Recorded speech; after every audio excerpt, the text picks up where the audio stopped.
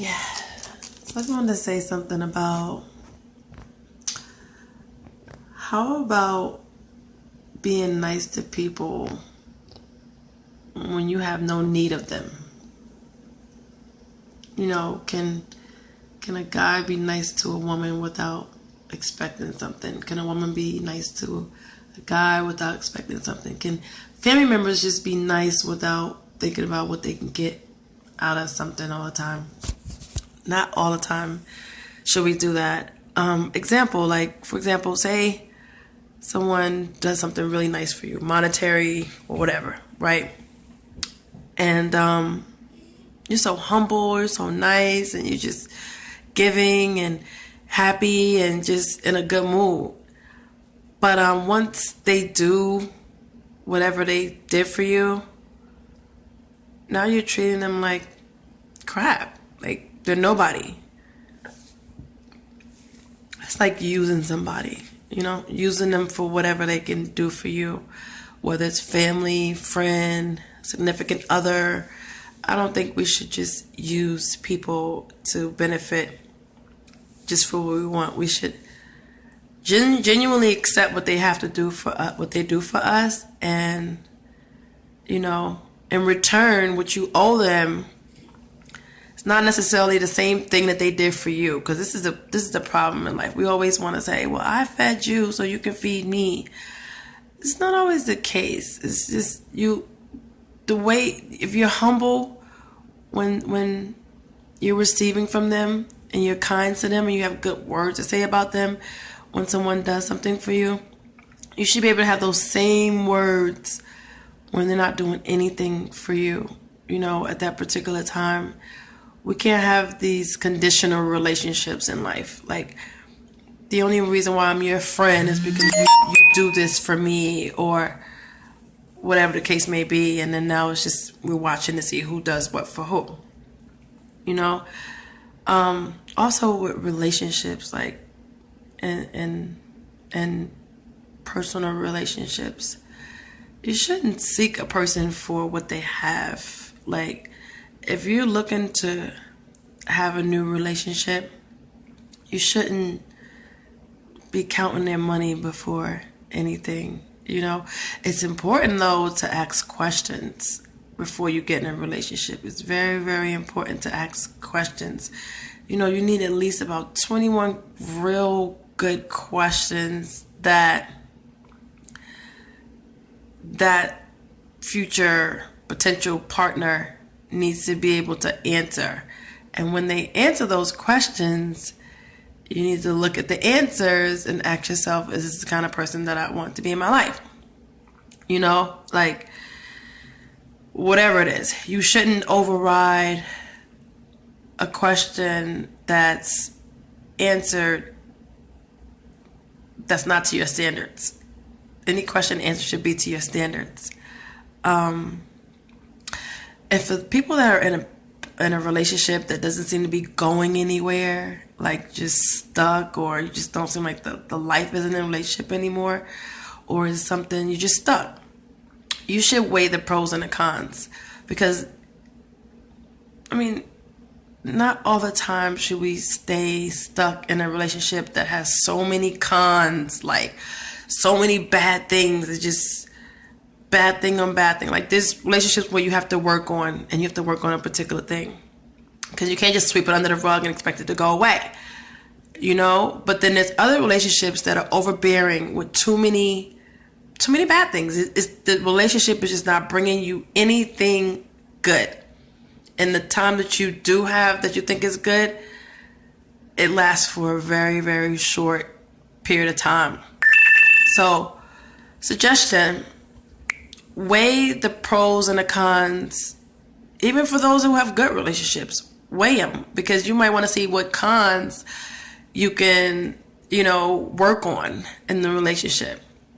But if the cons outweigh the pros, you might want to reevaluate that whole relationship and consider something, whether it be counseling, whether it be coming to a head with this relationship, or, something. Because at the end of the day, it's all about you and your happiness. And if you're willing to give up your happiness just so someone else can be happy, then you'll never be happy. So you need to ask yourself, and when looking for a relationship, you're not just looking like you out here just hunting like, a hunting dog. I gotta find this, I gotta find that. If you begin to work on you, it'll come to you, because you may be still dealing with some stuff from wherever that you never ever dealt with in past relationships within yourself, whatever. So while you're out here looking and hunting and hunting and hunting for that special person, it's gonna be challenging, because if you change yourself, you'll change your world, and that person will show up. They will show up and they will show out, and the pros will far outweigh the cons. You know what I mean? So yeah, and you can't just always think that your physical body is the only asset you have for a relationship. And you don't want to attract someone merely on just having a nice body, or for, just for like the things that you can just give them that are physical. People should want to know what's going on in the mental when you're dealing with someone, when you're in a relationship. What's going on in the mental state of this individual that I call myself liking because he's cute, or he's tall, or he's dark, or he got this, or he drives this, or he works over here. Like, do you know the mental state of mind of this individual? Do you know what you're getting yourself into? You should. You should. That's why you gotta go back. You can't just jump in a relationship and then now you like doing stuff, freaky stuff or whatever, and then now you wanna, I like this guy, let me ask him 21 questions like 6 months down the line. Like, no. Or you discover that he's like this and you're like, no, you need to get some stuff out. Although when you actually get in a relationship with somebody, you still kind of experience some things that you didn't quite know that they had, because they didn't even know that they had that going on with them. But it's still good to get a clear view, clear understanding of who you're dealing with. Do they like kids? Do they want kids? How do they eat? What are their belief systems? Because in all honesty, we all have these different culture barriers, and culture barriers are not just when one person is born like in another country, then they meet someone from a faraway country or something like that. It's not just the cultural barriers in that instance. It's more like you can be like, I'm African American and I could date someone who's African American. The culture barrier there could be the way that person was raised, which was totally different from the way that I was raised. So that's their culture. So you have these barriers that need to be kind of like discussed and worked through, so that you can know that whether or not you end up on the same page in that relationship. And some people are suffering from past hurt when they was in relationships and their spouse cheated on them or whatever the case may be. They're bitter with their ex because they cheated on them, or they're just mad. So you gotta deal with that first, because you're gonna carry that into the next relationship. You're not gonna probably trust the new guy, or you're gonna probably cheat on the new guy, or you're gonna do little sneaky things until you actually deal with the fact that someone betrayed you. And when someone betrays you, it's all about how you deal with the betrayal. How do you deal with the betrayal of what that person did? So you make a decision. You're either going to leave them alone, but you still should forgive them because it kind of opens up the way for your life. Or you're going to stay with them, still forgive them, and figure out how to work through it. But You know, regardless, no one wants to be treated bad.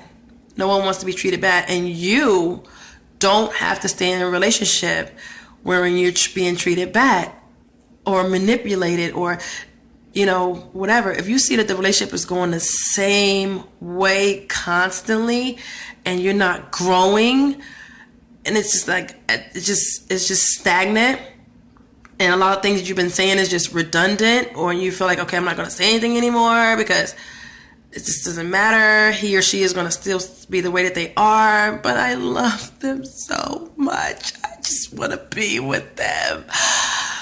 Are you hurting yourself while you're doing that? Are you just like selling yourself for nothing? You can't do that. You're either going to work hard at making this relationship be what you think it should be, and you have to be the one to be able to analyze the potential of the relationship, because this is where we get caught up a lot. We see a person with potential and we label that as facts. Like, this is what they're doing. No, this is what they could be doing.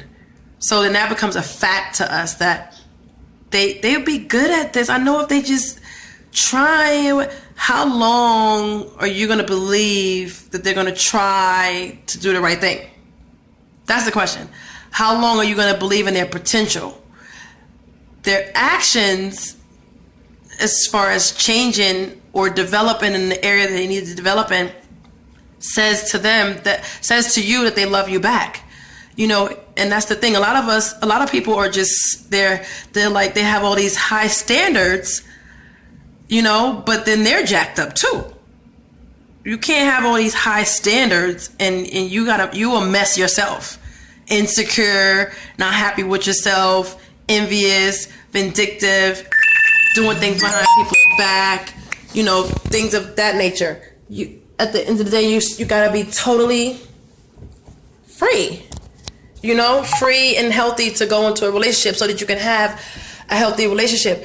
You know, men, if you're in a relationship with somebody and you're constantly cheating, like you cheat all the time, like you gotta be doing something behind your woman's back. Like, is this the woman you really want to be with?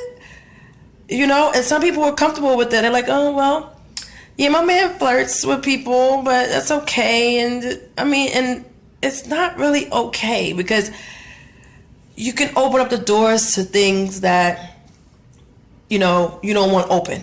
And you might not do anything right now, but it could be that day where you just mad at your mate and you feel like you want to be froggy and jump. You know, same with women too. It's not cool. It's just not cool. My thing is this. You should not do anything behind your mate's back that you would not do in their face, right? And you should not have a bunch of secrets. You know, if in case you do, perhaps you're in the wrong relationship or you're not happy. And if you're not happy, you probably need to consider getting out. And of course, yeah, you have the situation where there's the kids and you're married and stuff like that. That's a strong consideration that you need to consider.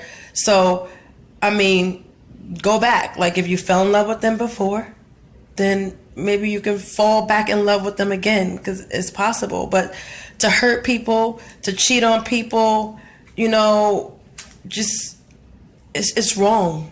It's wrong to hurt people. It's wrong to cheat on people, because then you create hurt people. And hurt people just hurt people, you know? And then you got some people who are not getting what they need from their mates. And so now they're getting this part from this person or this part from that person. And this part, like you're getting different aspects of what you want from your mate through other people, other male figures or other female figures. No, your mate should be able to give you the majority of the things that you need inside of a personal relationship. You know, doesn't mean you can't have a friend. Don't mean that. But that friend should not be sitting in the seat of your mate, doing anything that your mate is supposed to be doing. And if that's something that you want to do, then perhaps you need to be single in doing it, because if you have to hide and do it and lie and do it, it's wrong. It's just wrong. And you have to consider how you treat people, because karma is real. Like, people don't think it is, you know. And I think if there was a way out of karma, the only way is just honesty and changing and making a commitment not to do bad things again. I think